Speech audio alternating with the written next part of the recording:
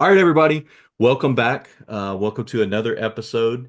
And I'm here with Dr. Martin Lewison from Farmingdale State College. And um, Dr. Lewison and I have been talking about this for probably 3 years or more. And at various times, we would make a plan and then something would come up, or we would make a plan and then I wouldn't be able to do it for whatever reason. So finally, after about 3 years or possibly more, Martin is joining the show, and we're going to talk about his experience as a researcher in theme parks and themed entertainment. And we're going to get into why he's known as Professor Roller Coaster. And we'll even talk about some of his experiences traveling around the world to different theme parks and experiences, roller coasters, thrill rides. We'll get into that for some conversation. So, Dr. Lewison, welcome to being a fan of Disney, the podcast. It's nice to finally have you on. It absolutely is. I'm so happy to be here, and I'm sorry it took so long to get together, but here we are. Yeah. So Well, this is great. just so everybody knows, he's being nice. It was my fault that it took so long to get on. So, um, the as I'm far willing. as I'll take my share of the blame because I blame goes always. as far as a background or origin story, let us know how you first got interested in Disney, and then how you got interested in kind of theme parks and the larger world of themed entertainment, it, to where like that's now what you do for your profession. Sure. Well, I guess I'm from the New York area, and I'm here in Queens, New York right now. So if you hear sirens and murders and stuff like that, don't be alarmed. Um, I grew up not far from here in Englewood Cliffs, New Jersey. In fact, we just sold our old family home on Monday, so that's a bittersweet moment. But so in this area, I grew up going to, when I was really young, there was a theme park, well, amusement park called Palisades Park in New Jersey. And it was sort of in the Fort Lee Cliffside Park, New Jersey area, kind of a famous amusement park. And in Manhattan, you would look across the Hudson River at New Jersey and see a giant amusement park there. And it was there for like 60 or 70 years. And so I think I started there when I was, really a little kid. And then I have older sisters. So they would take me to Coney Island in Brooklyn, and they would take me to Playland, which is in Rye, New York, in Westchester, which is another old famous amusement park in this area. And then when I was about, I don't know, when I was about 8 or 9 years old, an entrepreneur built a new amusement park in sort of central southern New Jersey called Great Adventure. And so I was about 8 or 9 years old when Great Adventure opened, and I loved going to Great Adventure. I had the time of my life. It had really cool theming and really cool rides at the time.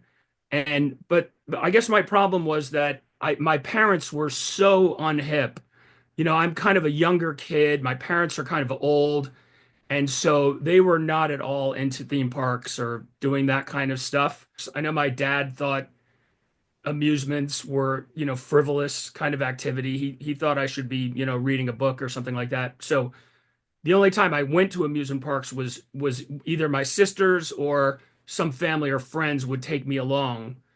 Um, but at one point, so early in the 70s, after Magic Kingdom was open, my mom and some family, we took Amtrak all the way down to Florida and went to Magic Kingdom. And I remember we stayed in like a Days Inn or something like that, because the property hotels were way too expensive. And I still have my ticket books, and I think they're dated like 73, maybe 72 or 74. And so I would have been like 6 or 7 at this point. So I definitely remember it.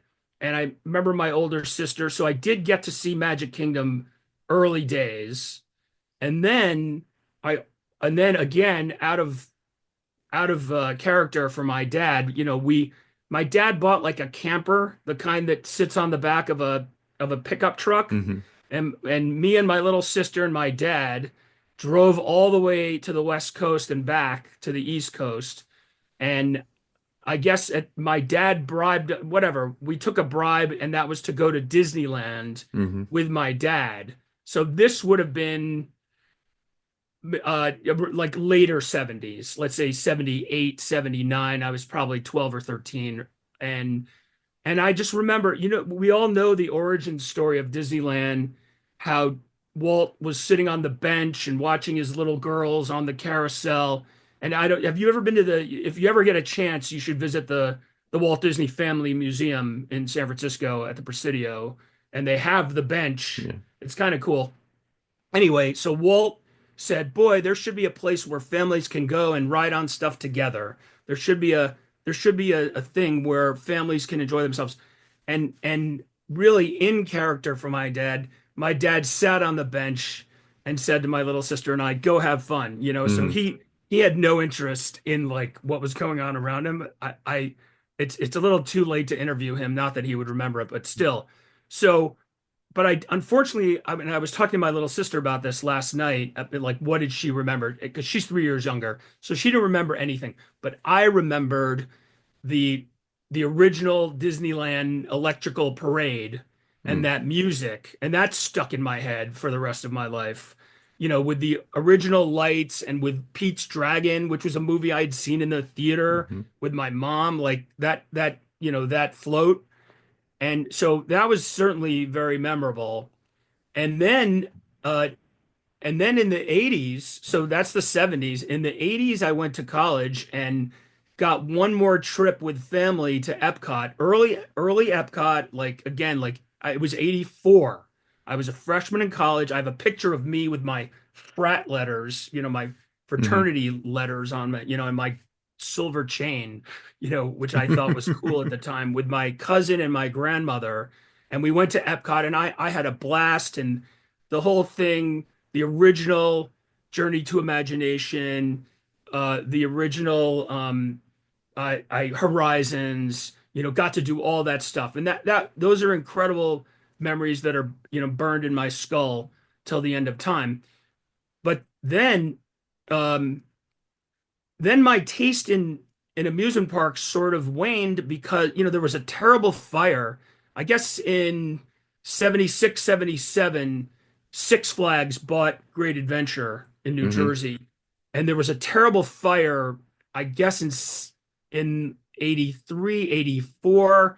And lots of fatalities. It was a walkthrough haunted, attraction called the Haunted Castle. And so when that happened, I was sort of like, you know what? I don't need to go to amusement parks anymore. So I didn't really think about theme parks or anything like that until the 90s when I was in grad school. And I went to grad school at the University of Pittsburgh, and I had this girlfriend who was all about Disney. She loved going to Disney World. It was really her thing, and she had um she had a degree in landscape architecture from the University of Florida. So she was all about checking out the landscaping and the planters and the flowers whenever we went to, a park. So I give her a lot of credit. So first of all, she turned me on to Kennywood. Kennywood is the amusement park in Pittsburgh. I mean, it's outside of Pittsburgh, and it's a great park. It's one of the old trolley parks. Dates back to the 1890s, and it's one of the best traditional amusement parks in America that's still standing. And so she turned me on to Kennywood. Great old wooden coasters that are kept in amazing shape. And then she was the first person that I ever like went on as an adult, whatever, if you can call me that at the time. And we actually went on trips to go to Hmm. amusement parks. So one big one, she took me, we got in her, she had a Mustang, and we got in her Mustang and we drove to Ohio and we went to Cedar Point and we went to SeaWorld, Ohio. You know, a lot of people don't know, but the second, the first SeaWorld was San Diego. The second SeaWorld was SeaWorld, Hmm. Ohio in Aurora. And which was, I remember just, it was absolutely gorgeous. I had never been to a SeaWorld before, and I just remember taking it all in and and she's pointing out all the flowers to me and so I love that. And then we went to Kings Island as well. So that was one trip with her. And then the other trip she took me on was to Texas, and we flew to Dallas, and we went to Six Flags Over Texas. So this would have been 94, 95-ish. Six Flags Over Texas, and then we drove down to Houston and we went to Hmm. Astro World, which was also a Six Flags at the Yeah. time. And and I'm glad I went because not too long after that, Astro World, disappeared. Yeah. But again, that was the first time I ever, well, that literally it was the first time I ever got on a plane and went to a theme park. And uh, so that, anyway, so that kind of got me into roller coasters. Yeah. And I joined the American Coaster Enthusiasts, and I was getting Roller Coaster magazine. There was no internet really back then. The closest thing there was Rec. Roller Coaster on Usenet, which were just, you remember these just text-based news groups? Yeah. And Yeah. I found I and I would like we did there was no, you couldn't just look up a theme park and see photos and everything. It was all, it was all text based. Or unless subscribed to magazines or got newsletters, or attended an event. So, um, fast forward, uh, fast forward quite a while, and so that I think the next time I actually did theme parks was my first job out of so I got my PhD at the University of Pittsburgh, and my first job was sport marketing at the University of Tennessee in Knoxville. And actually, I didn't have my PhD, which is why I eventually got fired because I hadn't actually finished my degree yet. It took me a little longer to defend than I expected. But anyway, I was a ABD assistant professor Okay. at University of Tennessee, and I was teaching sport marketing, and I reached out to Dollywood and Steel, Stihl, the the chainsaw Yeah. company, and I reached out to them and I said, I have a lot of grad students who are studying sport marketing, and we'd love to help you out or volunteer at the Steel Timber Sports series. And they were like, yeah, we'd love you. So every day we would drive down from Knoxville down to Pigeon Forge and spend the day at Dollywood. Well, we were going on rides and stuff like that, but we were also directing people to the steel events, Hmm. all the lumberjack events. Plus, we were the people that would run up to the log with a die cut and spray paint the steel Yeah. logo on the end of the log, and then they would cut through you'd have to do three passes through the log, and they would, you'd have a cookie, a wood cookie, and so we would spray paint the steel logo and then hand them out to fans who would then walk around and get autographs from all the lumberjack guys, because they Yeah. were they were athletes or sports heroes. So I did spend a fair amount of time, exploring Dollywood, back in so this would have been late 90s, early aughts. So then I guess the next jump into my real hyper fandom was I married this girl. So I met this girl and we fell in love and we got married, and we were trying to figure out where should we go for Labor Day weekend. And she said, "Oh, I want to go to the beach." And I said, "You know what? My friend has been showing me pictures of this roller coaster in Ohio at Cedar Point. I would love to go to Cedar Point." Well, it turns out Cedar Point has a beach, and roller coasters. So we went, and I think we both got really hooked on like walking around a theme park for several days and just getting that rush and forgetting about our daily cares and being able to scream. I was kind of in a crappy, high pressure Wall Street job at the Hmm. time. And so we both decided, you know what, this is a great way to spend the weekend. So we started jumping on planes every weekend and just going wherever and riding roller coasters. And we found some events like Holiday World in Santa Claus, Indiana has Hmm. it's called Hollywood Nights. So that was a summer event, and Beach Bend in Kentucky has Rumble Fest. And so we were like, let's try to ride as many roller coasters as we can every single weekend until finally I saw this found this website, and it was Theme Park Review, and they were planning a trip to China, Korea, and Japan. And I like showed my wife, I'm like, we gotta go. We gotta go. And so we joined the trip in Korea. So, like we get off the plane and there we are in Seoul, Korea, and going to Lotte World and Everland, and then getting on another plane and going to all over Tokyo and riding roller coasters, and we were just totally hooked at that point. So that's kind of how it began. And of course, part of that trip was a visit to Tokyo Disneyland. Hmm. And I'll just cut to the chase and tell you, Tokyo Disney Sea is probably my favorite theme park in the world.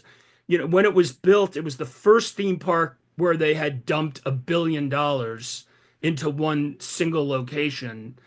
And there's no, I know people sometimes criticize Michael Eisner because, Disneyland Paris was kind of built on the cheap, and California Adventure was kind of built on the cheap, and there are a lot of you know every theme park chain copies rides from location to location, and Tokyo Disney Sea was one of these seems to be one of these cases where the owners, and it's not, as most people probably know, Oriental Land Hmm. Company are the owners of Tokyo Disney Resort, and Disney is a licensor and consultant. So Disney receives fees for design and all that stuff, but Hmm. it's actually owned by, this separate Japanese company. And I think, the Japanese company said, you know what? Money is no object. Just go crazy creatively and give us like the most incredibly cool second gate ever. And that's what they did. And those rides there are just blow your mind. I still remember. I mean, my mind was blown 3 times at the Tokyo. I'll just give three just archetypal examples of how my mind was blown at Tokyo Disney Resort. So the first time was when we ran to get fast passes. This is our first day. We go to Tokyo Disneyland and we ran to get first passes for Pooh's Honey Hunt. Winnie the Pooh's Honey Hunt. I don't know if you know anything about this ride, Cody, Hmm. but it's basically just like one of the I forgot. There's a Winnie the Pooh ride in Critter. I don't know. I guess it's in California. I don't know. There's a Winnie the Yeah. Pooh dark ride. Very simple dark ride. Very simple. You know, simple animatronics. Cutouts. Nothing special, Yeah. right? And so it's like they took one of those simple Winnie the Pooh dark rides and like put it. I've been using the same stupid metaphor. It's like it's on crack because for one thing, it was the first time I'd ever been on a dark ride where the ride vehicles were trackless. So Yeah. I know we've all seen that now on stuff like Ratatouille, but I had never been on a trackless dark ride before. So that was like, what? And then there's the Tigger room where you go into the Tigger room and starts singing The Wonderful Thing About Tiggers. Well, at that at that ride, the I don't know how to explain it. The entire ride vehicle Yeah. bounces.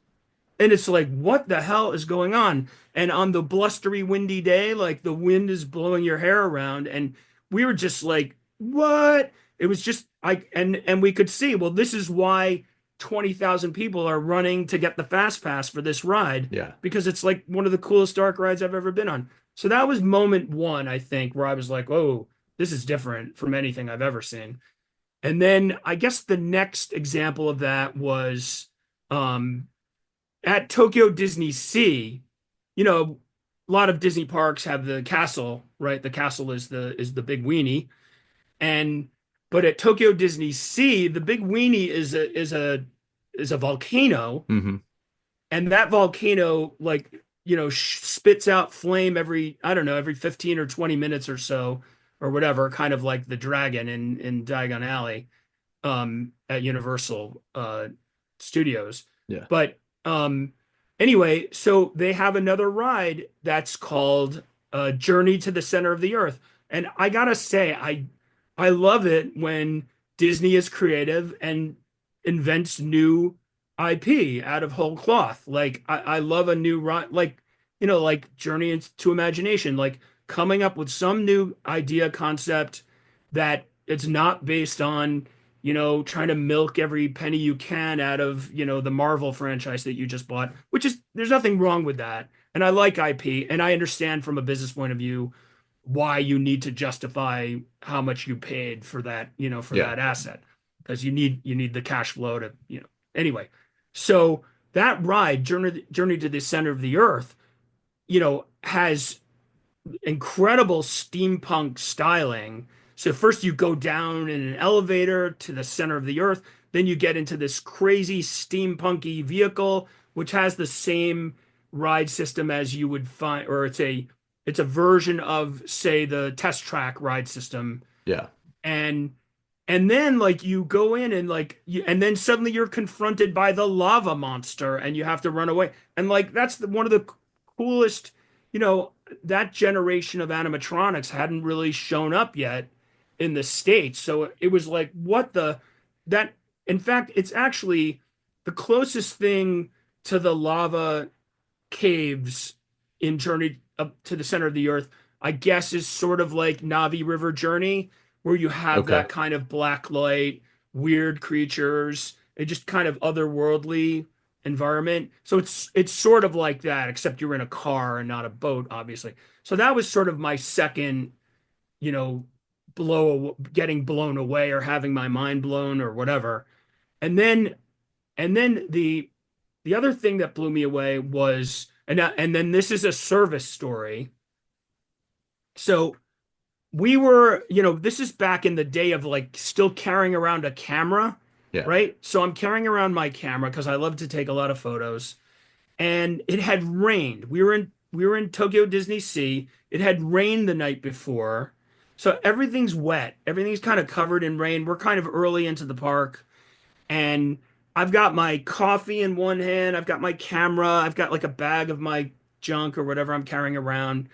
And suddenly, out of the water, a guy appears, a custodian appears, almost like he like popped out of the ground, sort of like the in New York when it starts raining, all the umbrella vendors sort of Hmm. come out of the ground suddenly.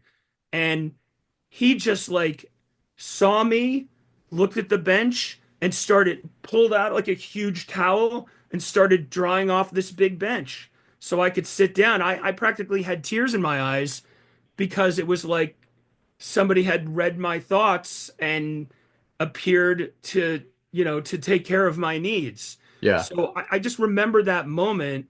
And in fact, and I started watching all of the custodians in the Tokyo Disney parks, and they were like, I've never seen more devoted. There was one scene where I don't know, some guy, like somebody had like, there was like gum on the walk. I don't know.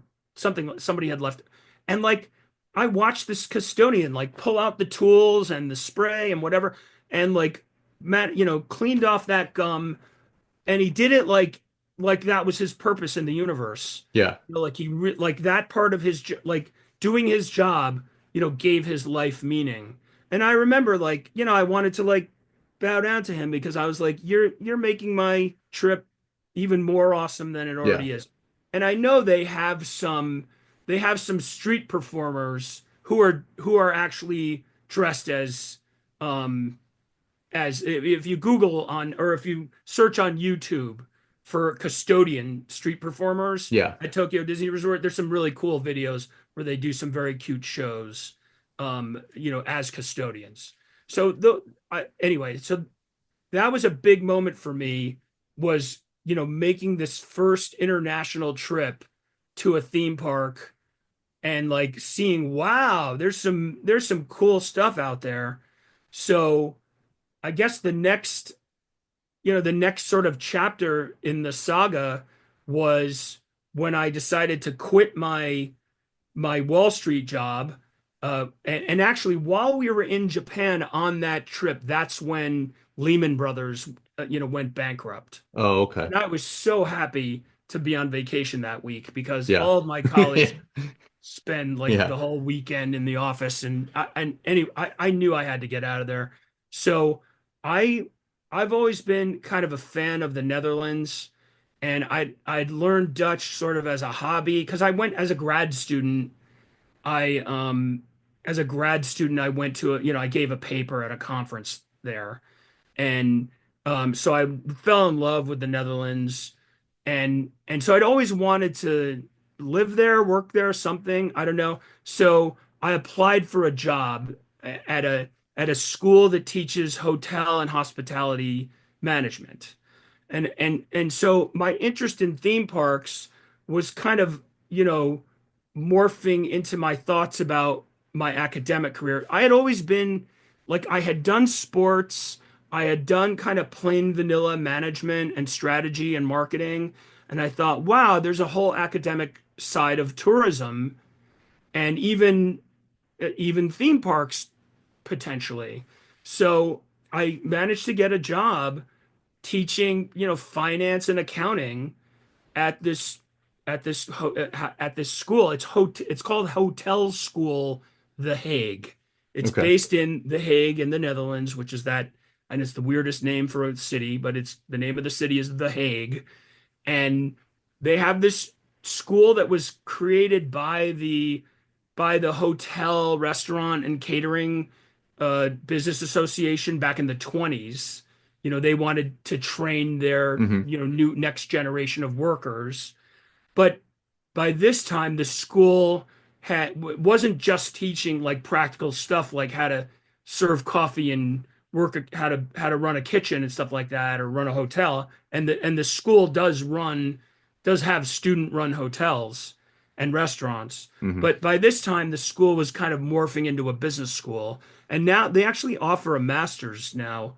But it's like I guess I don't know if it's an MBA or a master's in hotel administration or something like that. Anyway, so I moved to the Netherlands with this new full-time job teaching accounting and finance, and I learned a lot about the hotel industry. I learned a lot about tourism and travel.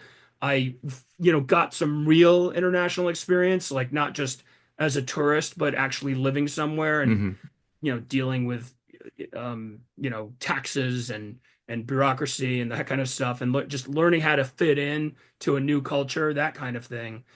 And but my wife kept her job in New York. So what we did, we just did we did the transatlantic relationship commute thing. And we because of my wife's job, we were able to afford it. So we were never apart for more than 12 days, I think. And then we were able to use Holland as a jumping off point. So we started going to every theme park in the Netherlands, Yeah. and then every theme park in Germany and Spain and Italy, and so all over Europe. We were traveling around all over Europe and going to every theme park. And there are a lot of amazing theme parks in Europe. So including ironically, we went to Paris Disneyland. And let me tell you, we hated it. We thought Paris Disneyland was dirty. We thought the service was terrible. We thought the guests were obnoxious because they were smoking everywhere. They were line jumping without shame. And we were like, this place sucks. And I remember I was at IAPA one year and I met like some big Disney bigwig, Parks bigwig, and I was like telling him all this stuff, and he's writing it all down, you know. Anyway, but now Disneyland in Paris is now one of our favorite parks because I think they've turned it all around. And one thing they did was they bought the resort. Yeah. So now Disney is, you know, owns it and manages it, and they can set the rules and all that stuff. So we love Disneyland Paris now. One time, my wife and I flew from Amsterdam to Taipei, going uh, west to east, and my wife flew from New York to Taipei, going east to west. So we Yeah. literally flew to the Flew around the opposite world. side of the Yeah. globe and met each other in Taipei. And like I rented a car and we drove all over Taiwan, riding all the roller coasters in Taiwan. So we've had amazing adventures. Eventually, kind of the commute got old. We're getting old, so it got to be a little too adventurous. So in 2012, I found a job at Farmingdale State College teaching strategic management, marketing, international marketing, and so on and so forth. So that put us back here. The only thing that didn't change was my wife said, "I don't want to lose my status on Delta." So she decided we're going to keep flying just as much as when we were transatlantic commuting. So Yeah. pretty much we have. We've been continuing to fly, you know, over 100,000 miles a year. We usually hit at least 75 different amusement parks or FECs or fairs every year, which is a lot. You know, it's a Yeah. lot. And we found a community of other people who kind of are into the same thing we're into, which is sort of just, you know, going out to get roller coaster credits at any expense, like just going to wherever because we want to ride a roller coaster that Yeah. no one else has been on. So it's been a crazy ride, I would say. That is that's really, really cool. That's a really, really cool life and like professional life to take you to all of these different places. There were a few things like when you were talking, the first time it reminded me, the first time I went to Epcot was there's actually not a date on the back of these pictures, but I believe it was 1987. Okay. Um, and I was younger at the time, but I'm looking at this picture of um me with a Figment plush, and the Figment plush is probably like 4 inches taller than I am. It's this huge thing. So like I remember going on that. You mentioned going on the original Journey into Imagination, and that's what made me fall in love with Epcot, with Disney.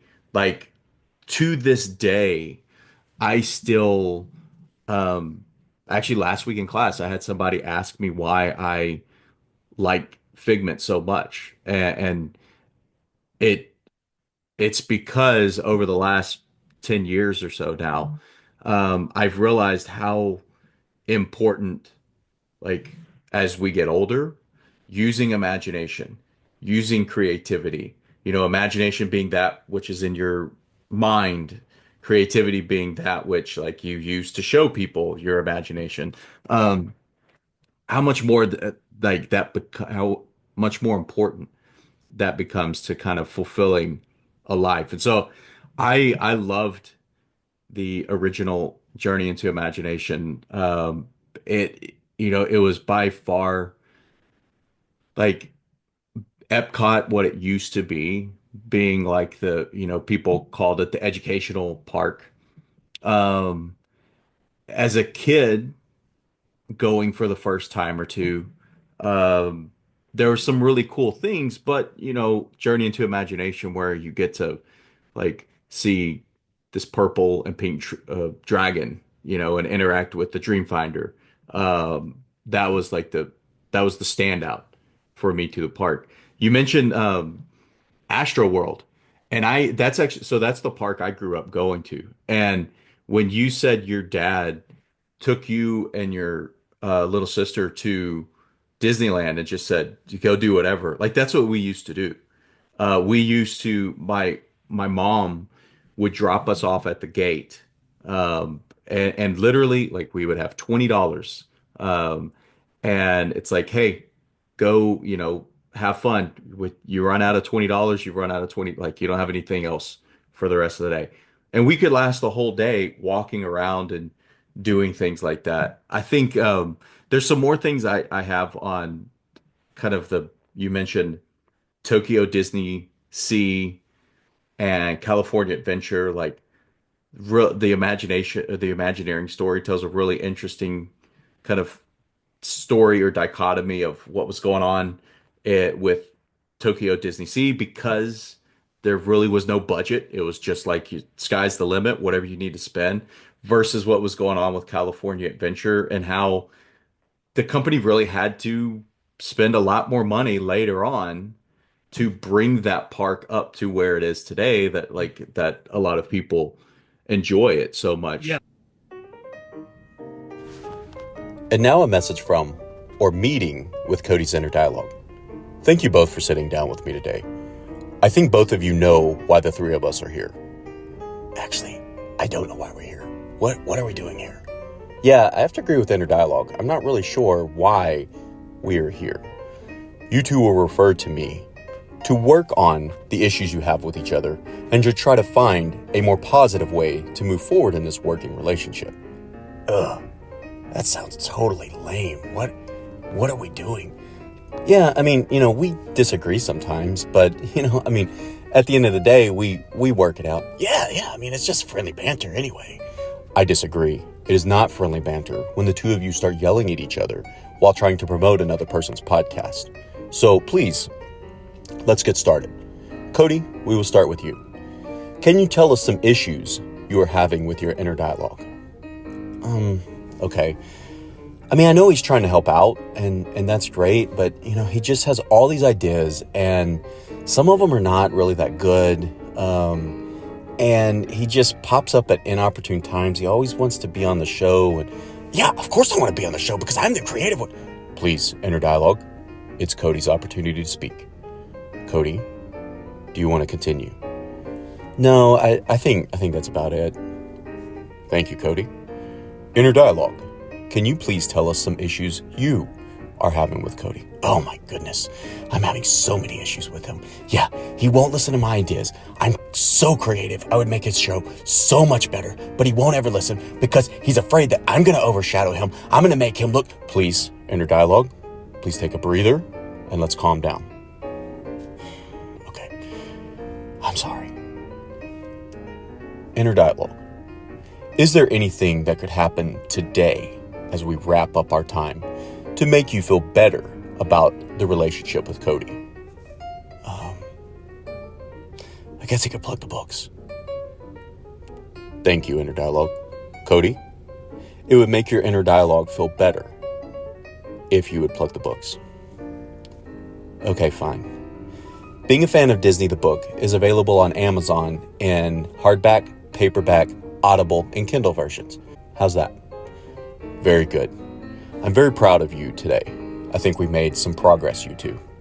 Yeah, good job, man. Yeah, thanks. Now back to our show. You're still not as good as other podcasters. Hey, see?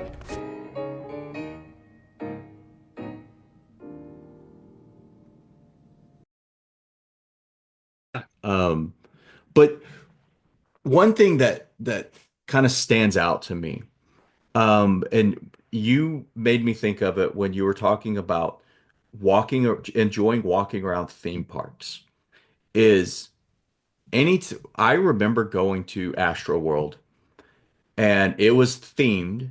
There were different portions of the park that would be like different lands.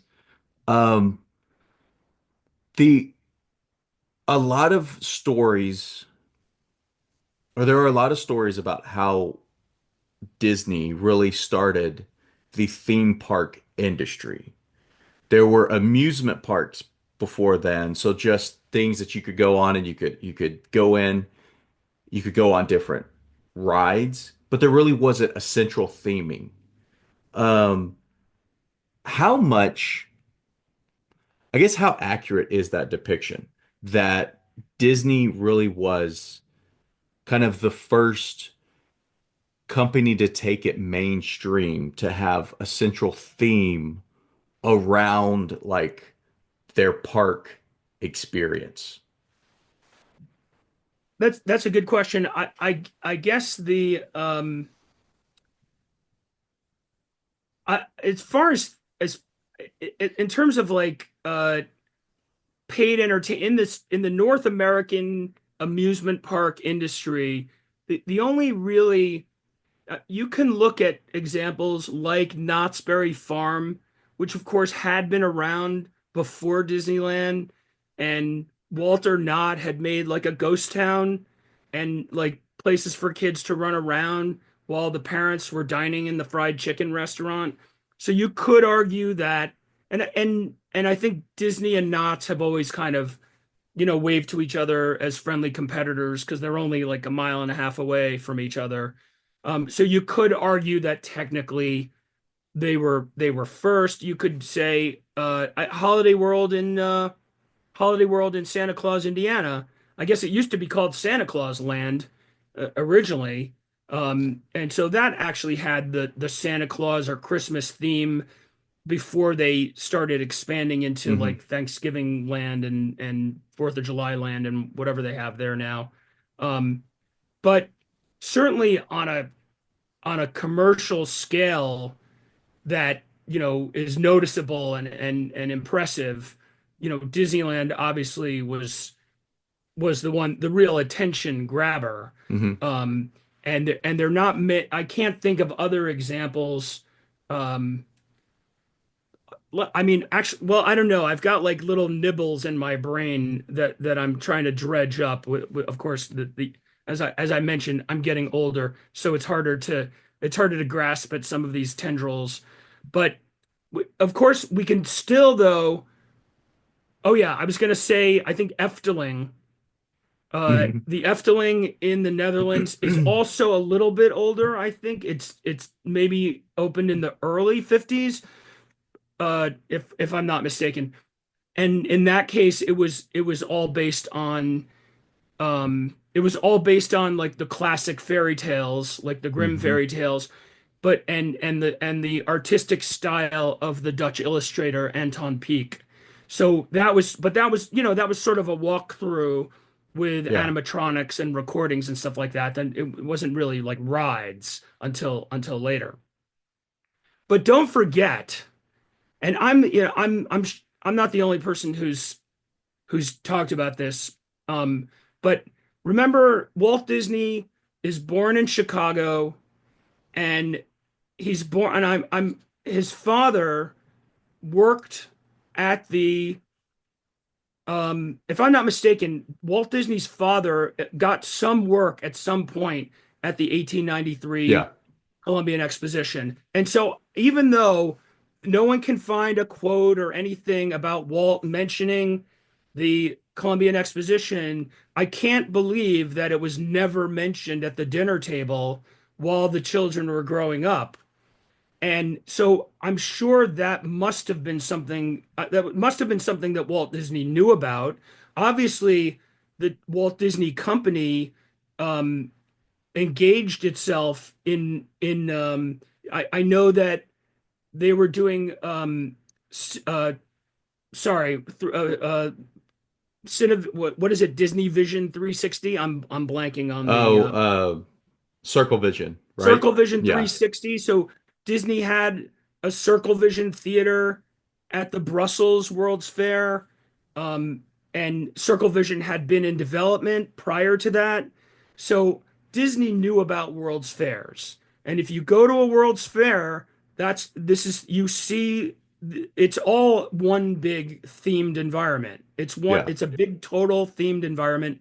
If I mean everybody who if you've never seen a picture of Expo, and of course this outdate it's after Disneyland, but if you've ever seen a picture of Expo 67 in Montreal, you will see something that looks a lot like Spaceship Earth with a monorail running through it. Okay. And that's in 1967, long before Epcot existed. So I think World's Fairs probably are the progenitor of what Okay. became theme parks, but theme parks are also have have origins in pleasure gardens. So in Europe, the king would have a garden and it would be open to the public and they could walk through and there would be entertainment and food. So, pleasure gardens certainly are part of the origin of theme parks. And then of course just fairs. Fairs and markets go back to, I Hmm. don't know, ancient times, right? Where, you know, tribes would meet up and trade, and there would be food and dancing and laughter and music and all that stuff. So I mean, obviously the obviously there's something in human, I don't know, there's something in the essence of being human is that Yeah. you want to get together and enjoy spectacle together. So there it at some it does come from, it doesn't come from nothing. It's not uh like the idea for Disneyland, you know, was born full, Yeah. Disney had been to circuses.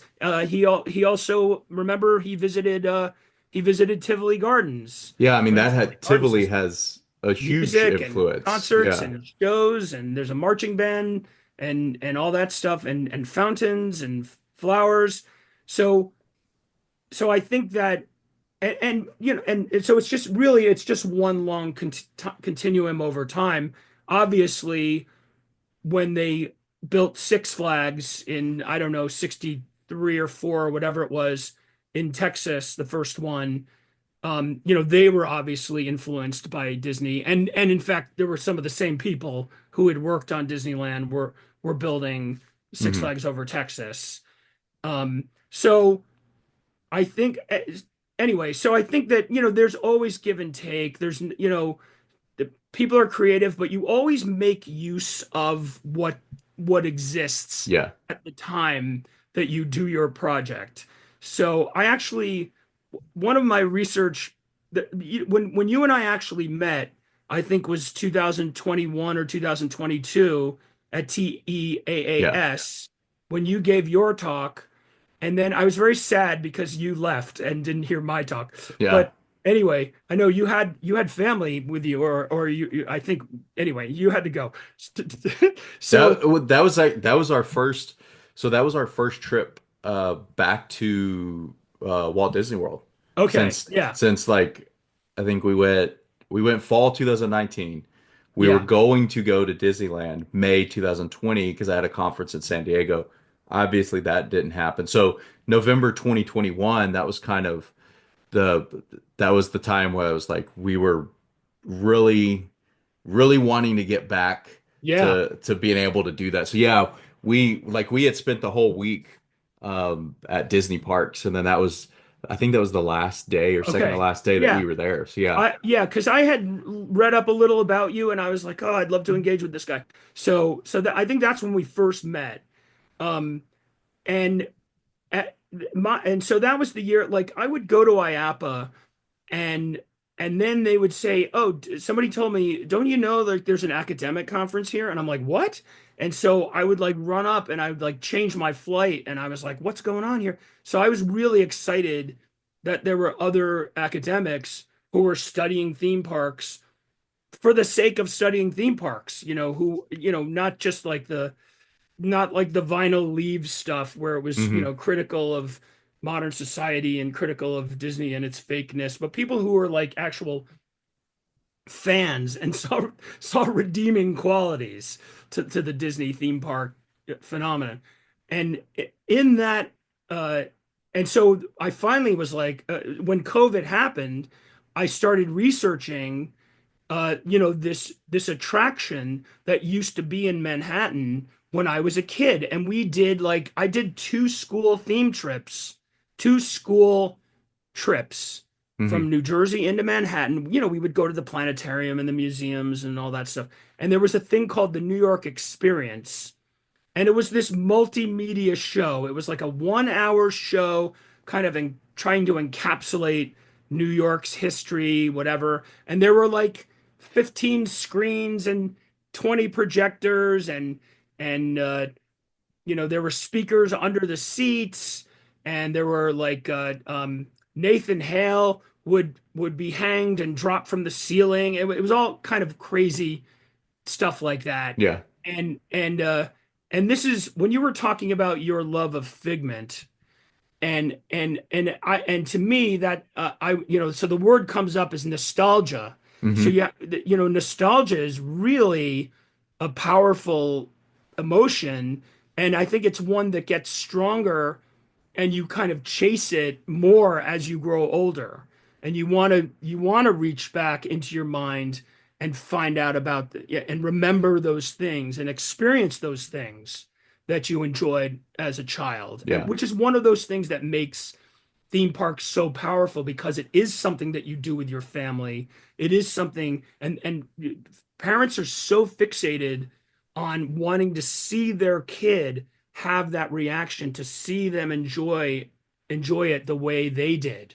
Yeah. And so I spent like all of COVID under lockdown, like researching this show that had long closed, but that show was, I mean, to me, it was so fascinating. They had taken whatever technology was around at the time and created something that would blow people away with audio and actual physical gags and lots of visual stimulation.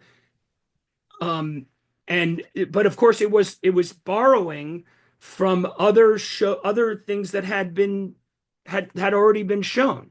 Hmm. They were using existing technology. They were influenced by the 67 and the 70 World's Fair when they designed this show.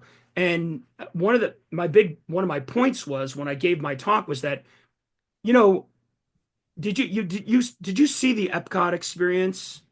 No, I never got to go to that It one. was like almost the same thing. It was like someone went on a school trip. Some Imagineer probably went on a school trip to Manhattan, saw the New York experience, and like brought that concept to Epcot, because it kind of blew me away at how it was kind of the same thing. It was projections on multiple screens. It was like a zillion cameras up on the ceiling, shooting down, speakers everywhere, and the name can't be, I'm obviously, I have no basis for this, but I wouldn't be shocked if the name came Yeah. directly from that. Who knows? I've never been able to like, reach into Imagineering and like, get my buttonhole somebody who worked on it. Although I think some of those producers may have actually moved on from Disney, so maybe I don't know, but all those NDAs, right? So who knows? Anyway, um, so so this is why I get super excited by stuff like Meow Wolf, right? Which is again, it's just totally out of left field, but it's also making use of technology that we do have today. It's just arranging it in a new form that no one's seen before. Hmm. And actually, we flew to this year, or 24, we flew to Houston to go to the new Meow Wolf because it's freaking amazing. Hmm. And it's definitely worth a visit. It's funny, actually, one of my Serious Coaster friends, he is from Houston, and I just wanted to tell you that. One of my Serious Coaster chasing guys. And I also wanted to mention that my wife was in Houston this weekend to go to a wedding. So Okay. there you go. The the I we were back outside of Houston over Christmas break for a few days, but we didn't we didn't actually make it into like Houston proper. Yeah. Uh Anytime we go back to Texas, we typically spend our time in like around the Austin area. Because Houston is, as you know, Houston is just incredibly difficult to maneuver around now that but I do want to get back, and I didn't know I didn't know they had a Meow Wolf there now. Yeah, it's the newest Um one. that I've heard so much about that. I want to go see and kind of experience what it is. I haven't looked up a whole lot about it. I'm typically the person that like when a new ride or something opens, I'll watch the videos because I don't Yeah. go very often. Um, that one is something that I have tried not to read too much about Yeah. because I've everything I've heard about it is I know when I watch a ride video that I'm getting 10% of the experience, you know. But I think with something like Meow Wolf, where it's so encompassing, interactive, that it would be just, I would get probably 0.5% of the It's experience. So, Yeah, I agree. I know I've taken a billion Meow Wolf photos, and I show them to my class, but the photos just don't do it justice. yeah, yeah. Yeah. So yeah, we've been to the biggest one is in well, so it started in Santa Fe, and we haven't been to that one. And I'm dying to get there. Um, there's an it. I don't. I recommend. The Meow Wolf made a movie called Meow Wolf Origin Story, which is Hmm. highly Okay. entertaining, and it kind of tells the story of how they started. Um, and also, anyway, so their second. So Santa Fe is the first location. Denver, Hmm. Colorado. They built a building. It's incredible. It's huge. It's very stimulating. So like I don't know. I couldn't do more than a couple hours, in Yeah. there because it's really like woo. So Denver, and then the newest one is Houston, and then in Vegas. So Okay. there's a new kind of entertainment complex off the strip called Area 15, and that has a whole bunch of weird stuff, Okay. including Meow Wolf. And I just read something else is opening up in Area 15, but I'm blanking. Anyway, if you get a chance, and they're going to open in LA, I Okay. think either this year or next year is going to be a Meow Wolf in Los Angeles. Have you ever been to in St. Louis, Missouri? Have you ever been to the City City Museum? Museum? Yeah. Yes, sir. So two of two of the most creative places I've ever been were in St. Louis. The aquarium, which it's like, have you ever been to the aquarium there? I've not been to The the aquarium. the aquarium itself, like for the fish, the animals that are there, it's not like it's not like going to the Georgia aquarium where it's like just this massive thing. But what was so cool to me about the aquarium in St. Louis is first it's built in what did they call it? Is it called Central Station? I can't remember if it was built in the old train station that was built for the 1904 Olympics.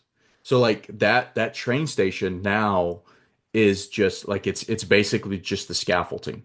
There I can't remember, they might have a roof over it or it might just all be like the scaffold or the like kind of the steel work of it.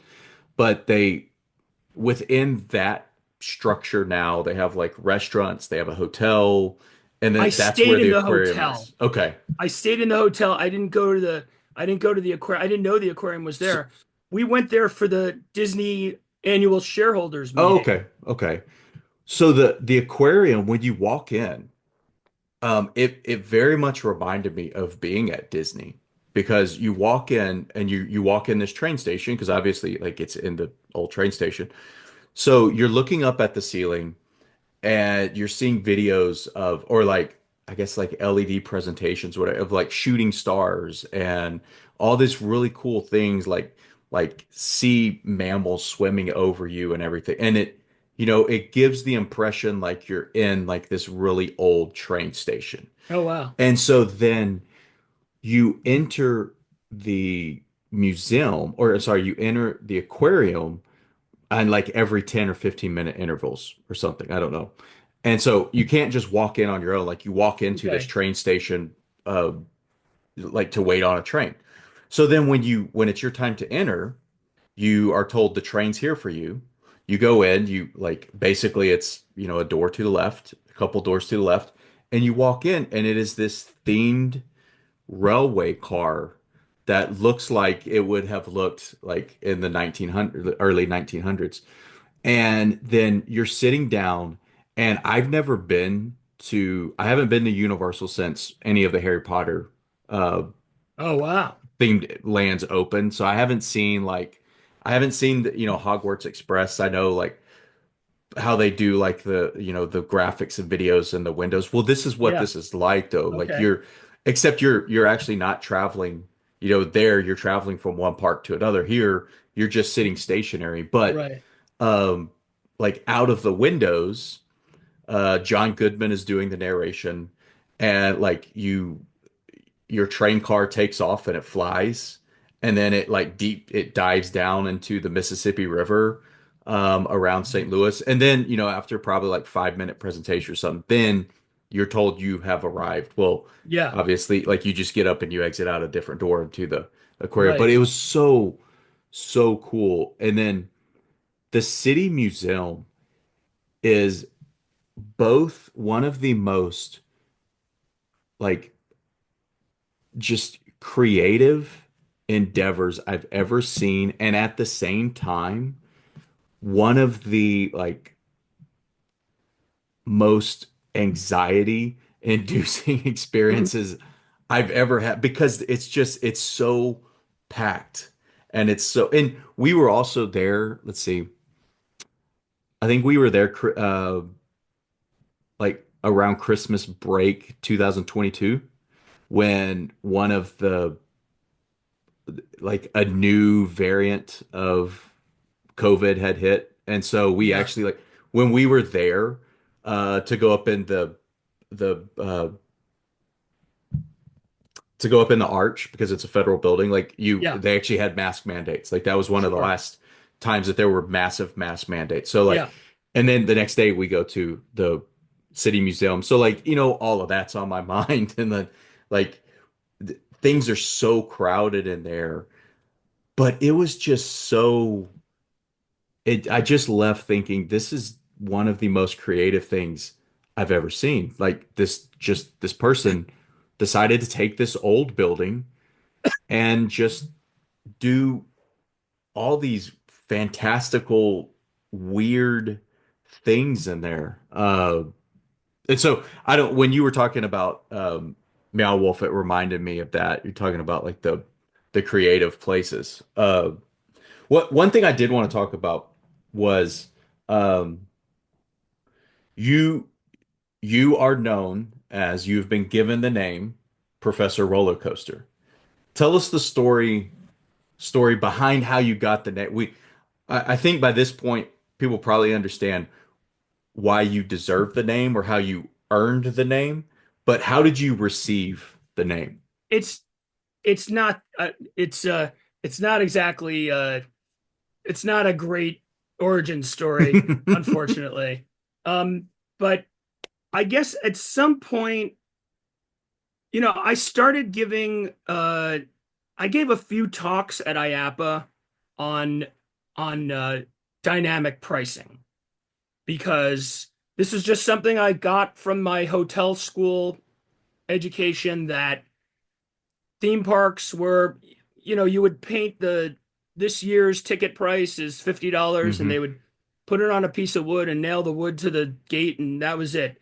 So, and meanwhile, hotels are changing their prices Yeah, daily depending on how fast rooms are booking, and they're obviously selling tickets in advance. And so the airline industry and the hotels and the rental cars are much more sophisticated with their pricing. Of course, there are differences, but in some ways they're very similar, because they have fixed, you know, most of their, just like you need to buy a fleet of airplanes before yeah, you can run an airline, you have to build a giant amusement park before you can run an amusement park. So, the high fixed costs are the big sort of yeah, similarities. Anyway, so I was so we were doing these education sessions talking about how to think about being more uh, not aggressive, but being smarter about pricing. So if you have a slow day, then it doesn't make sense to keep your price high. yeah, You should have a lower price. And on the busiest days, why would you keep the same price that you have on a dead Monday? Anyway. So I gave a few of these talks and I got ended up getting quoted by some reporter in the Orlando Sentinel. And I don't know, one thing led to another, and I just started getting calls from reporters, either like in Orlando and then in San Antonio, because they have their little theme park Hmm. industry there, and then LA. So the guy, this reporter, Hugo Martin at the LA Times, he had the theme park and tourism beat for years. And he would just call me every few months and say, "Hey, Martin, Disney's doing this or Disney's doing that. You want to comment?" So I ended up getting like quoted in all these newspapers, for a while. Um, anyway, so anyway, so that's sort of how my name started getting around, as because reporters like it. They like quoting academics. They love Yeah. talking to academics because it's not like Joe on the street thinks. It's more like, somebody who's got an idea about the industry, or somebody who actually studies the industry or pays attention. So anyway, I mean, but the actual, you know, conclusion of the story is much less romantic. But I was at like a family dinner, and and uh and I met like our host's cousin, and and anyway, he was talking to me and my wife about our travels, about going to theme parks all over the world. And he was like, "You know what I do? I sell stories to college magazines." And we're like, Okay. "What?" He's like, he says, "What I want to do is write to your college, basically pitch a story to your college magazine. Because you have, you graduated from this school, you graduated from this school. So what I will do is call your school magazine and say, I want to write a story about your alumnus who travels the world riding roller coasters." So we were like, "All right, whatever, knock yourself out." So ironically, like two of my alma maters, like my undergraduate and graduate school alma maters, both bought the story. But my Okay. poor wife, even though my wife went to law school and medical school, none of her schools were interested in the story. We thought, my poor wife. Anyway, long suffering. So anyway, so they ended up writing two story. So in Columbia University magazine had a story about me riding roller coasters, and then University of Pittsburgh magazine, which is called Pitt Magazine, they ran the story about me riding roller coasters. Okay. And then so it turns out that I didn't know this guy, but when I was an undergrad at Columbia, there's a guy who ended up becoming like one of the New York Times reporters who does like personal stories. Like, just he'll pick like some oddball New Yorker who's unusual for some reason, like the Yeah. last guy selling seltzer water, or you know what I mean? Yeah. And so he's like the guy for those personal interest stories. So he reaches out to me and he's like, "I want to do a story on you for the New York Times." And I was like, "You know what? I don't want to be the story, because the theme parks are the story. Like, I'm not the story." And he was like, "Come on, let me, let me come visit you in one of your classes and whatever." And so it turned out this guy, his name is Corey Kilgannon, he and I were in the same class at Columbia, the same graduating Okay. class. I didn't even know him, but he ended up writing a very nice story about me for the New York Times, and they got a picture of me on the Ladybug roller coaster across the street at Adventureland, and that's why I took the job at Adventureland, because it's across the street from Farmingdale State College. So anyway, that's the story. He dubbed me. That's the title of the article, Professor Roller Coaster. So Very that's cool. yeah, that's the story. That's a cool story. It's a cool and it's a cool title. Um, it's a very cool title. That would be on that should be what's on all your course syllabi. Uh, that Maybe you, I'll assign it this semester. I'll assign it. um. So one thing that I had talked about. Well, actually, so everybody knows. and we'll do this in a future episode. I actually had pitched to Martin, hey, we could talk about kind of do like a sort of an intro interview and then follow up with another interview sometime talking about dynamic pricing, or we could talk about dynamic pricing now because when I was when I was getting my doctorate in and I got my doctorate in sport administration, dynamic ticket pricing within the sport industry was kind of like that was the hot research topic at that time Yeah. because organizations were first starting to implement or I guess doing a better job of implementing dynamic ticket prices. You Yeah. know, there would be different prices for weekday games and night games or and weekend games, but then like I want to say late 2000s, early 2010s is really kind of when they started to emphasize it more that okay, you know, if you're going at this specific time and then this is when you're going to you know, this is what you're going to pay.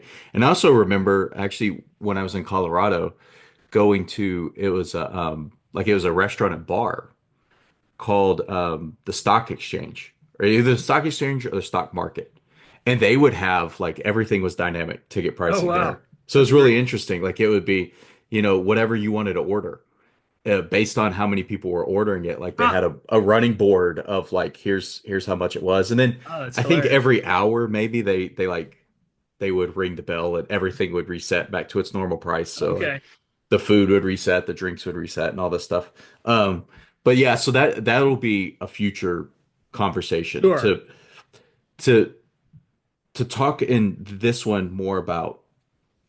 I want to know what you what you think Disney does well compared to other theme parks or themed entertainment like companies and things that they could learn from other themed entertainment. So if you have because we're running a little short on time, if you have two or three examples of things that stand out, like, hey, Disney, this is something other people take from Disney.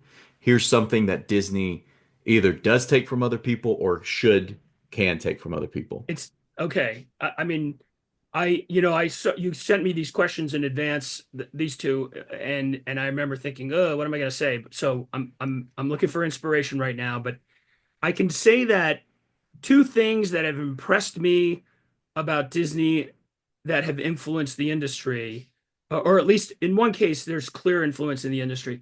So the Epcot festivals, okay. So I remember, God, I forgot. I made a Disney trip as a graduate student. I was in the Glee Club and we managed to get into Magical Music Days Okay. in this is 96. And so we sang at the American Pavilion in Okay. Epcot and it was Flower and Garden Festival. And I remember being this is the most amazing thing. They had all the topiary and all the flowers and I was like this is incredible. Now of course the Epcot Festival is an industry in and of Yeah. itself, right? And not surprisingly, United Parks, the SeaWorlds and the Busch Gardens and the Six Flags and the Cedar Fairs, now all Six Flags, they're all doing it now. Hmm. Like they're all doing, oh, here's a booth with Greek food. Oh, here's a booth with Chinese food. And it's random. It's not done nearly as well as Disney does, but they all realize like, I'm a regional park main generally like especially a Cedar Fair park. Like I was at Worlds of Fun in Kansas City or something, Hmm. and I forgot they call it Carnivale, so there's kind of a it's in the summer, so it doesn't really make sense for, Mardi Gras, but it has like the Hmm. Mardi Gras colors. It's so the theming is kind of random, but they know they rely on regional guests to make Hmm. several visits. They need people to make more than one visit. So they can create artificial demand by having, oh, we're going to have special food. Oh, we're going to have special entertainment. Oh, we're going to have special merchandise. And that's really what Disney is doing as Yeah. well. Yeah. Um, So that's one thing where Disney is clearly like Disney had an innovation and now and it took, it took 30 years for the rest of them to sort of look and catch on, but now they're all doing it. Yeah. So that's one thing that I think Disney does really well and it's influenced the industry. Um, Something that Disney does really well that I don't know if anybody else can pull this off, but I mean they do a little bit of this kind of stuff, but I just love the way Disney, the and Disney's been doing this for a while too, but Mickey's Very Merry Christmas Party, Mickey's Not So Scary Halloween Party, and then when they had like the princess and the pirate parties and stuff like that, Hmm. like what other theme park can sell out twice? Yeah. Right? Like take a movie theater, right? You show the movie 6 times a day so that you Yeah. can get 6 times the admission, right? But who would think like, oh, let's close the theme park in the middle of our operating hours, Yeah. kick everybody out, make everybody buy another ticket to come in. Like Well, that to me is genius. and if I could add something onto that, because this last trip I made for IAPA, I did a day at Disney. And I went on a day that there was a Christmas party. So I think Magic Kingdom was closing at 6. And I Yeah. actually, Yeah, we were there that night. We went to Mickey's Very Merry oh, that night, okay. Friday. So I specifically chose that date because the Christmas party was going to be there. So because I had purchased a park hopper. And so I knew if I go today, because it's not open for a full operating day, it's going to be less crowded than the other. That's true. So that's an additional thing is you can basically get people into your park, sell 2 admissions per day, and even on that day that you are closing the park early, that becomes a sort of a chosen date for people because of how crowded your parks usually are. They're thinking, hey, this is a day that I'm going to go on this day because maybe not as many people will be here because they will be in other parks for that day. Right. So yeah, just to add on to what you were saying. Yeah. And of course, it's not they're going to lose some admissions for that day, but they're going to gain admissions for that day. Yeah. And of Well, and what course, they lose out of the Magic Kingdom, I mean, they're pushing redistributing them to the to other their three parks. other parks. Yeah. Yeah. And And I guess, of course, they still have to spend money on a special parade and special fireworks and special shows and whatever. But there's a whole chunk of guests who live for those extra Yeah. special shows, like people who want to wait online for an hour to get a picture with all seven dwarfs in their Christmas costumes. So Yeah. we never wait, but we take pictures of people waiting. Yeah. Yeah.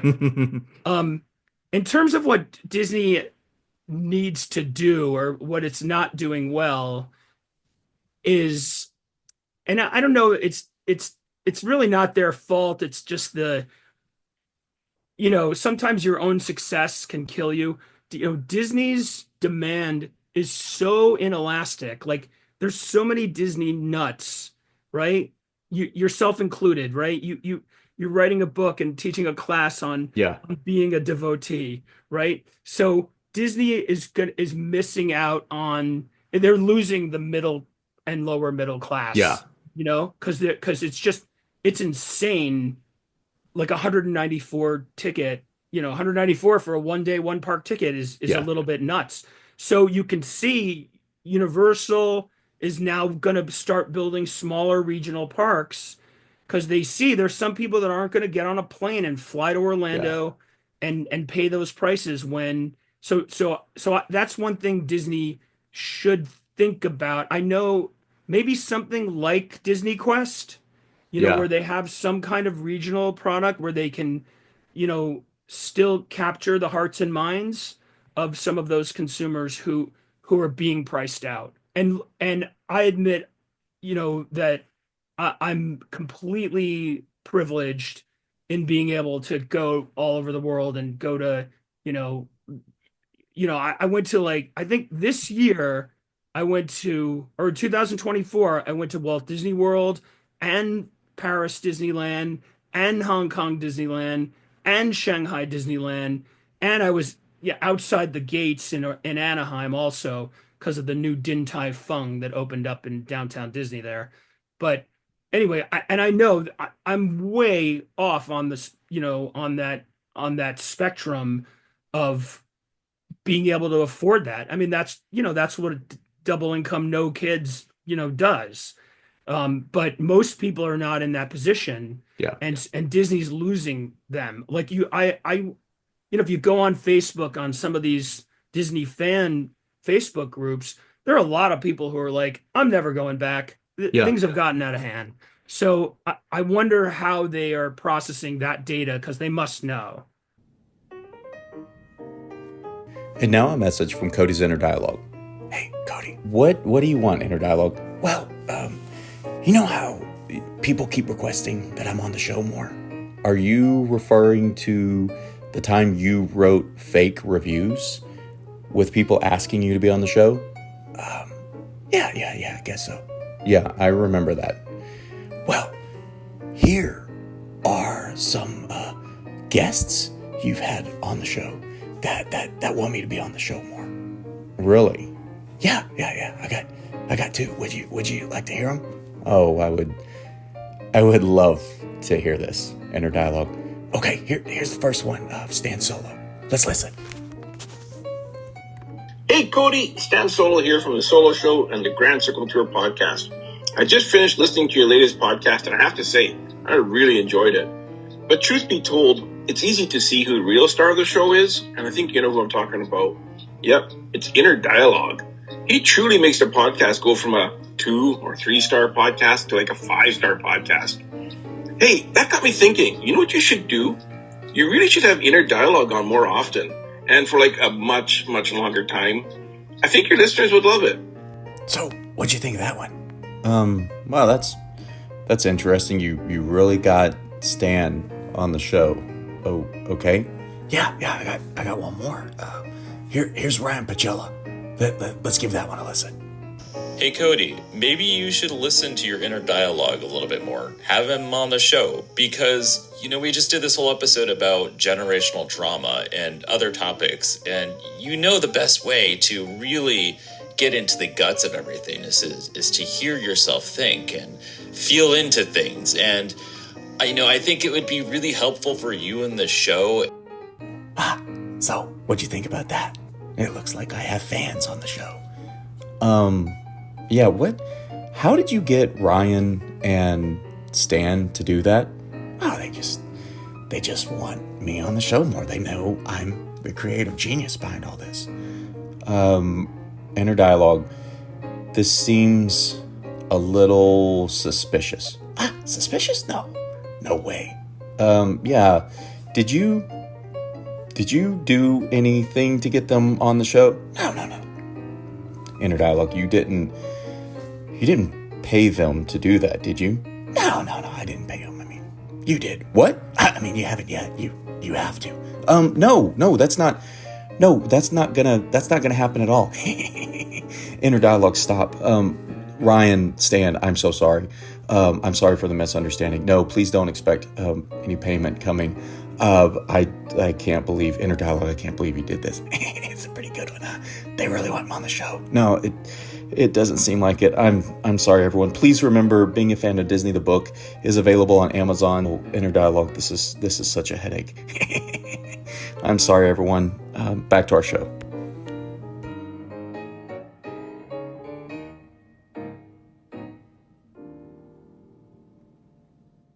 Well, and what's so interesting, I have a few thoughts on that. What's so interesting is like one in the class that I teach about Disney, which is, this podcast is Oh yeah, for Cody, and for other. Cody, let me just jump in and mention just so half of my class, so I teach theme parks and attractions management, half of my class has never been to Walt Disney World. So that's what I was going to say. Mine is probably it's more than half. or Okay. I should say less than half have been to Okay. a Disney Yep. park. If they've been to a Disney park, it's usually Walt Disney World because we Of at course. least are within driving distance of Yeah. Walt Disney World. Um, but yeah, it is, you know, the what I would love, I would absolutely love to be able to show people and have people experience what this is like. There are, when I grew up or when I was growing up, we, as I said, we lived, outside of Houston, an hour north of Houston. We would drive to Orlando, and that's when I really realized how big the United States was. Like we would leave in the middle of the night, and like my sister and I would be asleep and we would wake up and we were in Florida. We're like, "Oh my gosh, we're already in Florida." Well, we were still like, 7 hours from Right. from Right. Orlando. Um, but like when we would go, it was we were lucky to be able to go then. It does get more and more difficult now to go. And one thing I've always thought, part from a marketing perspective, part from just kind of wanting people to experience things, um, I would love the regional park approach. I mean, and you could do it like what Universal's building in Vegas is more based around like their horror uh, Yeah. films, and Frisco is based around more children's IP. Yeah. You could do the same with Disney. I mean, you could have a separate Marvel.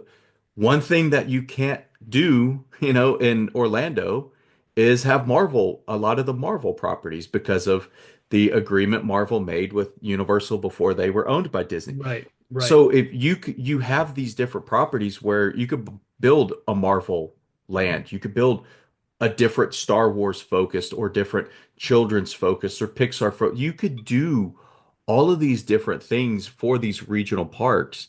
Um, it does that's one of the things that makes me sad about going is that it is really getting to the point. It's already to the point where a lot of people can't go. It's getting to the point where more and more people cannot go. And um, so I've also always thought from a marketing perspective at Disney Springs or downtown Disney, if I would love if they would build a dark ride there, just like so and I mean a dark ride like quality that they would have in any of the parks, um, where those people who can't afford to go, they at least get to experience That's a great something idea. like that. They And then had then you also do have those people that maybe they're like, oh, we're not going to go. And then they get off of that, like, you know what? I don't know. Maybe we'll reevaluate. Maybe we actually will go to a day of the parks. That is a good idea. And I love the idea of like a one-off standalone attraction. I was just talking with my wife. No, I was telling my class, Sally Dark Rides and Daniels Woodland, the design company, they built a dark ride in Cannery Row in Monterey, California. Just a standalone dark ride, Hmm. shooting dark Okay. ride. It's like called, I don't know, Undersea Kingdom or whatever. It's like a sunken treasure ride. And Hmm. I love the idea of one-off attractions. I mean, really, these like the Myrtle Beach Yeah. Ferris wheel. It's just a standalone, and it would be really cool, wouldn't it, if Disney built a standalone attraction anywhere? Did Yeah. you did you ever have a chance to do the Void? Does that ring a bell? No, I know You what know it what I'm is, talking but I about. never got to do it. Yeah, I did the Void before it closed in Orlando. And I did the Wreck-It Ralph one. Okay. And it was really cool because remember the bunnies and like one of them drinks Yeah. milkshakes and so you had to shoot the bunnies with milkshakes and pies or whatever. Okay. And I just remember like, oh, this is so cool. Then of course COVID happened and that was the end of the Yeah. Void. But that Yeah. kind of thing is cool. And I have seen that like in New Jersey, like I like some big mall cinema, and they had as part of the mall cinema a VR attraction thing, but I Yeah. haven't had a chance to go check it out. So next, I'm gonna get to the rapid questions, and some of the rapid questions, most or the rapid questions are parks related, but then also one thing we were talking about with thrill rides. So before we do that, is there anything else that I have missed? I do want to tell everybody. Martin was talking about giving talks at IAPA and then giving talks at TEAAS, the themed entertainment and wait, themed Themed entertainment Experience and and Attractions Academic Society. okay, thank you. Um, and he is now he this last year he is now the symposium. Um, what's the Yeah, official title? yeah, The 3 years, symposium and chair. actually, I've 3 years in a row, I've been Yeah, the program chair. yeah. Yep, Um, or the and symposium. so do is there anything else that you think I've missed before we get to the rapid questions? No, actually, if I can give a plug for that, if anybody here is in academia and is doing research related to theme parks, it really doesn't matter what field, if you're in engineering or design or social science or business, we're always looking for contributions.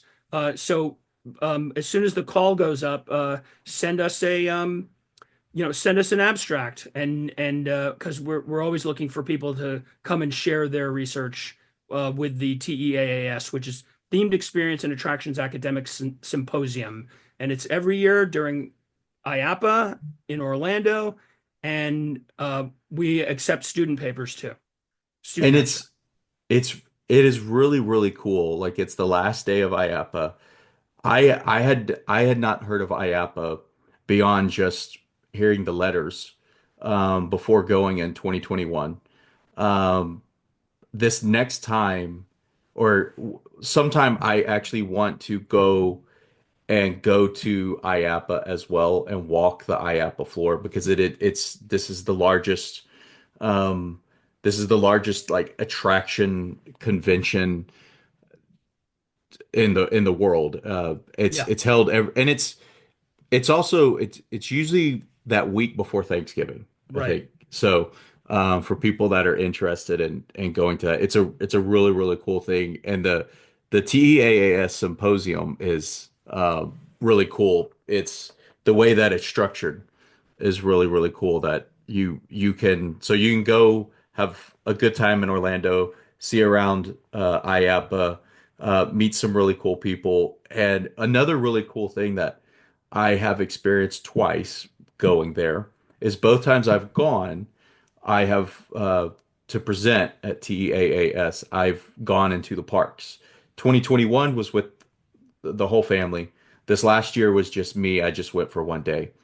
And actually like was doing some ethnographic research while I was there, writing paper and things about I need to the talk to you mobile about that. experience.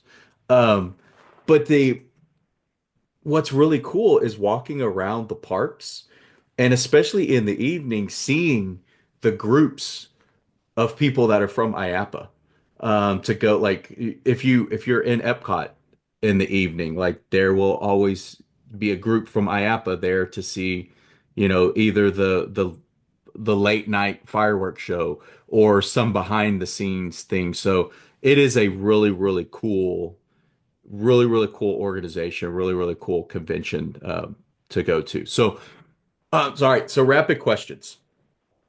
And these typically what I tell people is you can answer and explain, or you can answer and you don't have to explain at all. And I always focus on Disney related content. However, because of your experience, feel free to throw in non-Disney as well, if you want. So if you want to give a Disney example and a non-Disney example, go for it. So the first one is favorite park. I think earlier you had said Disney Tokyo Sea, correct? I'm gonna say Tokyo Disney Sea all the Yeah. way. And And yeah, and so then the next would be Um, do you have a favorite attraction? In the world or at that park? At a Disney park and then in the world. And if you can't name one, name two or three. Okay. The at a Disney park, I'm a sucker for Haunted Mansion. I've grown to really love Phantom Manor at Paris Disneyland. Um, and then in the world, I'm a big fan. Again, I'm a big fan of these just because no one really knows about them. But Mach, which is the German manufacturer, and the Mach family are the owners of Europa Park. Okay. They have a ride system which is sort of like you're hanging, the car is hanging from a track. And they've done several different rides using that ride system. One of them is at Europa Park, and it's called Arthur and the Minimoys. It's based on a children's book. So that ride is amazing. And then using the same ride system at Motion Gate Dubai, they have a ride which is called Dragon Riders, based on the How to Train Your Dragon IP Okay. in the DreamWorks building, and that's a really cool ride. And then Universal Beijing also bought the ride system for one of their rides, but it's not themed well, so that's kind of the dud of the Yeah. three. But if you get a chance, those are three very cool systems. Okay. Next one, and this was one of the things I reached out about initially is thrill rides. What are a favorite thrill rides, and for everybody to know, thrill rides could be roller coasters, they could be, but they don't have to necessarily be roller coasters. Just something that is kind of raises your blood pressure a little bit, maybe. Yeah, well, I'm a roller coaster fan, enthusiast, aficionado, whatever. I do have some favorite roller coasters, and I would say like in Nor I mean, I don't have.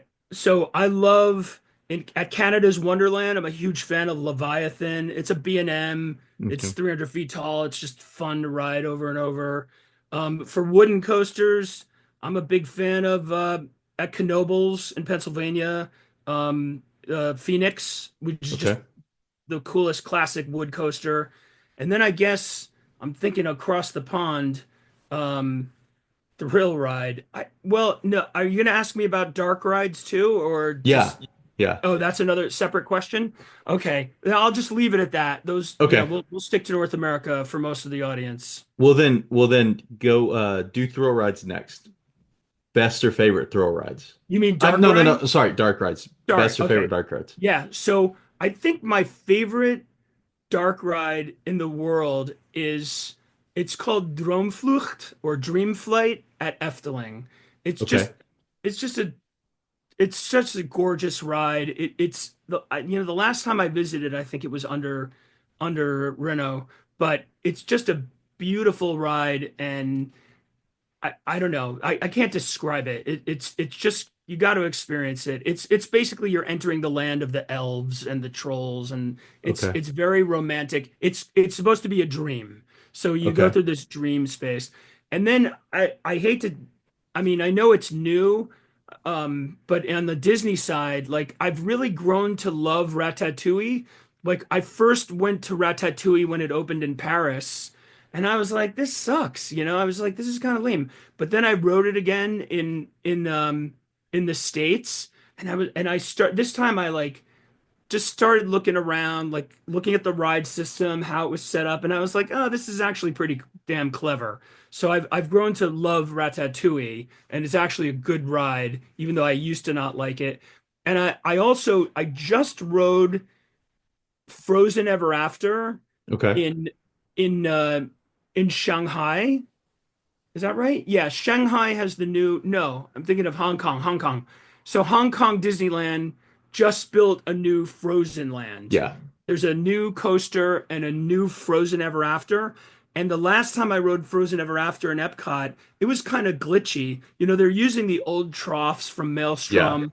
And so and there were just issues. All of the facial characters are projected. right? All the faces. So at the new one in Hong Kong, it's all like actually sculpted faces, Okay. talking and moving and stuff like that, and no glitches, and it was perfect. So I'm giving a big thumbs up to Frozen Ever After at Hong Kong Disneyland. See, what's so interesting about that, and correct me if I'm wrong, I thought the when you look at advances in technology, it's so fascinating that like you go to um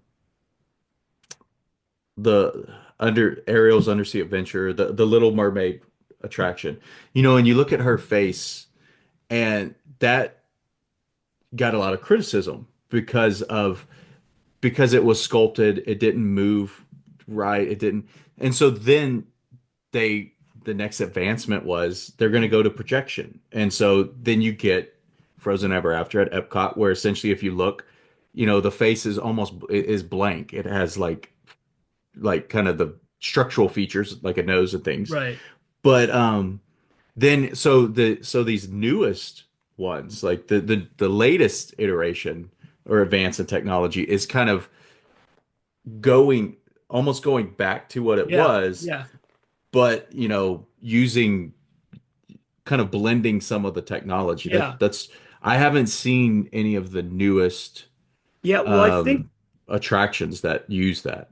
yeah, I was pretty impressed, and I think Tiana also. I mean, I don't think they eliminated projection completely, Yeah, but I definitely noticed more sculpted faces, and I think Tiana you're right. also doesn't use much projection Yeah, that they're using, and which makes sense for like an animated kind of character. Like you gotta love Ursula in the Little Mermaid stuff. yeah, But yeah, I mean, no idea ever dies at Disney. It just stuff gets brought back to life all the time. So it wouldn't surprise me if they went for projection, but they didn't tell everybody else to stop working on advancing in yeah. the areas. So the next one is a favorite, and this you give a Disney specific answer, and then if you have one that's non-Disney, you can do it as well. So a favorite themed land. So by that I mean like, like the themed lands in within Magic Kingdom or Toy Story Land, Galaxy's Edge, things like that. So do you have one or a couple that stand out to you? That is a good. I don't know. I guess I'm again for that kind of nostalgia stuff. I still like the kind of Liberty Square Hmm. area, maybe because I'm a Haunted Mansion fan, and the sort of the areas around Pirates and Haunted Mansion. I don't know, those are like my two touchstones. So I like to kind of hang around in those areas. For other places, wow, that's a great question because there are a lot of really cool lands at other parks, but I don't know if I can just grab one off the top of my head. Let's leave it at that because I Okay. know we're short on time, but I'll Um, think about that one. and then two more. One best favorite restaurant you've been to in a park, Oh, or out hotel resort, any resorts. oh, that's a great question. Oh, I wish I'd had that question in advance. Um, that is a great question. I love themed restaurants so much. So I love like, actually Efteling has this crazy pancake restaurant with incredible animatronics, of like pots and pans swinging around in Okay. the air and stuff like that. At IAPA, I got a backstage tour of the new Minion restaurant that's Okay. all banana colored and everything is kind of banana themed, and there's kind of a lot of Minion sculpture and stuff like that. But I'll tell you the one I really want to go to is Eat Adrenaline at Europa Park in Okay. Europe. I haven't been there, but it's the one where your table is the ride vehicle and it moves to a different room for each course. So I've been Oh, okay. dying to go to that one. Apparently it's like 300 € for dinner or whatever, but I really want to go. I mean, I've had great experiences at Disney restaurants like both in the parks and outside of the parks. Another one I haven't been to is, I'm sorry, it's the one where you go into space to eat at the I, restaurant. I was gonna space. I was gonna ask about that one, Space 220 or something, Yeah, something like that's that. that one's been on my list. It's really hard to get, even though Yeah, it's not rated, even though it doesn't have a very good rating, at least in the unofficial guide. Like it's still impossible to get a res there. yeah, So yeah, anyway, but I love that food and themed eating has become more and more and more popular and interesting, and more parks are putting effort into that. And I yeah, was a big like I love the F&B guys in IAPA, and they do a great every year at IAPA they do a great presentation of what are the current trends in attractions and theme parks in terms of food and beverage. So I love watching that part of the industry. It's yeah. so, Last one. Best snack oh or man. treat. Oh, okay. All right. I admit, like, I, sometimes I'm a little like, okay, all right, ready? Best snack. In Zootopia, remember Nick, what's the fox's name? Nick Nick Wilde. Wilde. Yeah, Okay. So remember, Nick Wilde is running a scam, right? yeah. And his scam is to buy one of these like hippopotamus or elephant ices, Hmm. right? And then he brings it, they get it, right? Through lying. They get the big ice and they put it on the roof and it melts and it drips into little molds, right? And it's a popsicle, right? Get it? Yeah, Like a dog, yeah, popsicles. And then they sell the popsicles to the unsuspecting little hedgehogs or whoever yeah. it is buying them. So at Shanghai Disneyland, they sell. I went to the new Zootopia Yeah. area, which is fantastic, and they are selling popsicles at the Zootopia land. Oh, that's cool. It's so cool. And what's really cool is that the flavor is hawthorn berry. Okay. What? Hawthorn. It's like it's a berry, and it is not a berry that is used frequently for flavoring in the United States. I mean, I think you can buy hawthorn Yeah. berries or whatever on Amazon, but like you don't go to the ice cream store and they're selling hawthorn, right? No, but they had it there and I like it. It's really good. So when I see hawthorn candy or desserts in China, I go for it because it's good. But my introduction was the popsicle at Zootopia Land at Shanghai Disneyland. I think Very it's cool. that's a very cool snack. Very cool. Well, so all right, that's what we have time for today. We have many, many more conversations to have. I promise everybody it won't be another 4 years. We'll do it. We'll do it more. We'll do it quicker than that. Awesome. The what's the best place for people to reach you if they want to find out what you're doing or get in contact with you with questions? Well, the easiest way is probably find me on the Farmingdale State College Okay. website, and my email is just martin.lewison@farmingdale.edu. Feel free to reach out. I have an account on Flickr, Flikke, sorry, it's Flickr, flickr.com. And my handle there, I think you can just put in my name in the search, but I have a handle which is MILST1, which is just Martin I. Lewison Student 1. Okay. But I think you can just look up my name, Martin Lewison. And on Flickr, I basically have photos from every trip I've done Okay. in the last 15 years. And I also on that Flickr, I have a special little album, which is one photo for every park I visited in 2024. Oh, cool. Very cool. Yeah. I'll have to check that out and I hope other people do Cool. as well. Awesome. Um, so Martin, this was awesome. Thank you for doing this. And like I said, we need to come back and talk about dynamic pricing. I want to talk about uh, just get into more of the history of themed entertainment. I want to. There's a whole lot of topics that came out of this conversation today. So Fantastic. And we'll be in touch.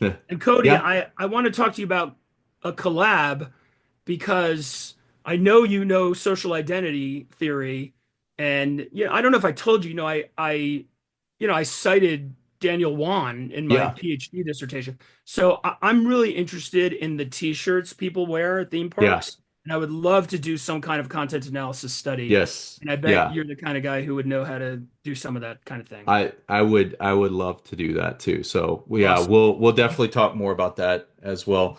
Great. Thank you. Have a great rest of your day. Thank you so much. Really Bye. appreciate it. Thanks for having me. Bye bye.